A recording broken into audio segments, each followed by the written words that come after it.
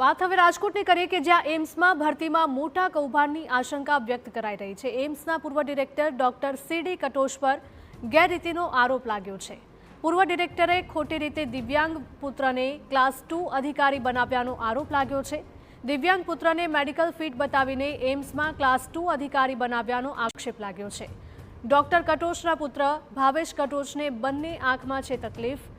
Disability certificate હોવા છતાં પણ કઈ રીતે મેડિકલ ફિટ બતાવ્યો તે પણ સૌથી મોટો સવાલ અહીંયા ઊભો થાય છે। ભાવેશ કટોચને 60% ડિસેબિલિટીનું સર્ટિફિકેટ છે, છતાં પણ કઈ રીતે મેડિકલ ફિટ છે, કઈ રીતે આ સર્ટિફિકેટ મળ્યું? ભાવેશ કટોચે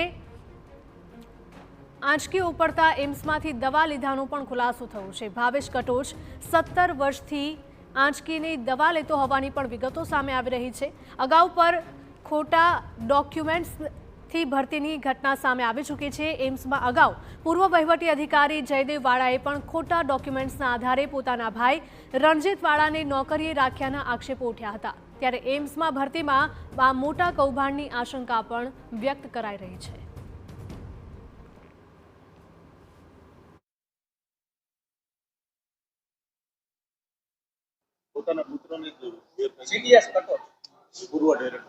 એ વિગતો અમારા ધ્યાન ઉપર આવી છે અને એમાં તપાસ કરીને સંબંધિતોની સામે જરૂરી કાર્યવાહી કરવા માટે અમે ભલામણ કરવાના છીએ।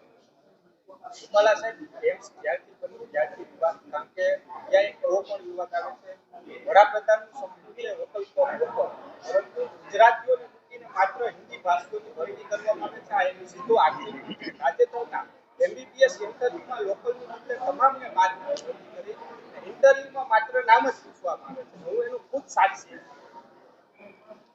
એવી તો કોઈ રજૂઆત અમારા સમક્ષ આવી નથી, એટલે એવી એની ઇન્ટરવ્યુની વિગતો અને એમાંથી અમે એના જે ઇન્ટરવ્યુ આપનાર લોકો હશે એમને મળી અને આ વિષયની ચકાસણી કરીશું।